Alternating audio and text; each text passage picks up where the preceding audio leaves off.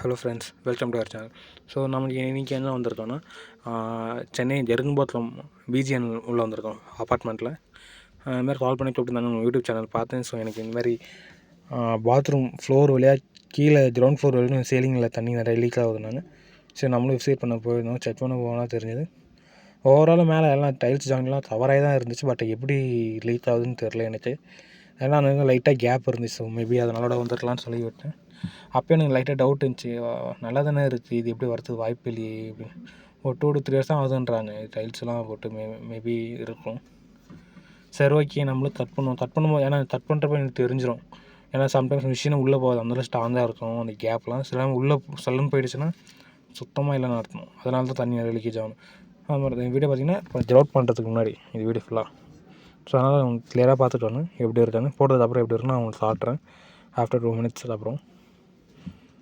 அப்புறம் டைல்ஸ் இந்த வீடியோவில் காட்ட போகிறேன். டைல்ஸ் எல்லாம் கட் பண்ணிவிட்டு ஃபுல்லாக தொடச்சிடுறேன், தள்ளிவிட்டேன். ஸோ நான் மிஷின் அந்த ஜாயிண்ட்டில் வைக்கிறேன், மிஷின் சல்லுன்னு உள்ளே போய்டுது, ஃபுல்லாக போய்டுது. நான் இனிமேல் 2 mm டெப்த்தாக தான் பண்ணுவேன். ஏன்னா இப்போ ஒரு இது பண்ணுறோம், நல்லா டெப்த்தாக பண்ணினோன்னு. பட் அதை மீறி ஒரு 4 to 6 mm உள்ளே போகுது. ஸோ அதான் அப்போ தான் தெரிஞ்சது பிரச்சனை என்னென்னு. மேலே நம்மளுக்கு லேயர் நல்லா பாயத்துக்கு அப்படி. ஏன்னா உள்ளுக்குள்ளே எல்லாமே போயிடுச்சு. ரவுட்டு ஒயிட் சிமெண்ட் எதுவுமே இல்லை. அதனால் மட்டும் ஆழம் போகிறோன்னு சொல்லிட்டு லைட்டாக போட்டால் உள்ளே போயிடுச்சு. நான் ஓனர்கிட்ட சொல்லிட்டேன், இது ஃபுல்லாக போயிடுச்சு போல், நல்லா ஆழம் பிடிக்கும். ஸோ உங்களுக்கு கிரவுட் அதிகமாக தேவைப்படும், 1 kg மேலே தேவைப்படும். அவருக்கு ப்ராப்ளமே இல்லை, நீங்கள் போடுங்க, எனக்கு திரும்பி இந்த ப்ராப்ளம் வாட்டர் லீக்கேஜ் ப்ராப்ளம் வேணாலும். சரி, நானும் ஃபுல்லாக நல்லா கட் பண்ணிட்டு ஃபுல்லாக க்ளீன் பண்ணிவிட்டேன்.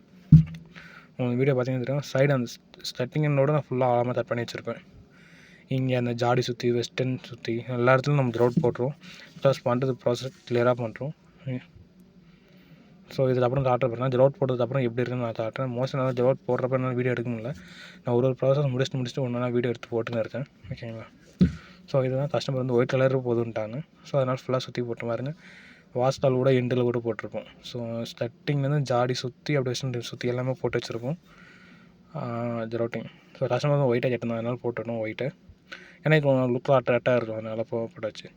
இந்தமாரி உங்களுக்கு சென்னையில் எதனா போனால் ப்ளீஸ் நான் மொபைல் நம்பர் சொன்னேன், கான்டாக்ட் பண்ணுங்கள். இப்போதைக்கு சென்னையில் ஒர்க் பண்ணிட்டு இருக்கோம். ஜெரோட்டிங் ஒர்க் ப்ளஸ் வாட்டர் ப்ரூஃபிங் டெரஸில் எதனா போனால் பண்ணிகிட்ருக்கோம். ஜெரோட்டிங் மெயினாக ஹால் பால்கனி பண்ணணும்னு சொல்லுங்கள். அடுத்தடுத்த வீடியோ போடுறேன். ஆர்டர் வந்துருக்கு.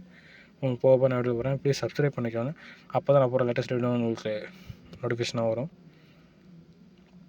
ப்ளீஸ் ஆல்சோ இந்த மாதிரி சென்னையில் உங்கள் ஃப்ரெண்ட்ஸ் நெய்பர்ஸ் ஆர் ரிலேட்டிவ்ஸ் யாருன்னா இந்தமாதிரி ப்ராப்ளம் தான், ப்ளீஸ் வீடியோ ஷேர் பண்ணி ரெஃபர் பண்ணுங்கள். நீங்கள் எந்த டவுட் இருந்தாலும் நீங்கள் கால் பண்ணுங்கள், நான் கால் எடுக்கலாம். கண்டிப்பாக நீங்கள் வாட்ஸ்அப் பண்ணுங்கள், நீங்கள் நைட்டுலாம் உங்களுக்கு கால் பண்ணிடுறேன். என்னென்னு கிளாரிஃபை பண்ணிடுறேன். எவ்வளோ அமௌண்ட் ஆகும், எவ்வளோ லேபர் சார்ஜ் ஆகும், கிரவுட் எவ்வளோ தேவைப்படும், எல்லாமே உங்களுக்கு கிளாரிட்டியாக கொடுத்துட்றேன்.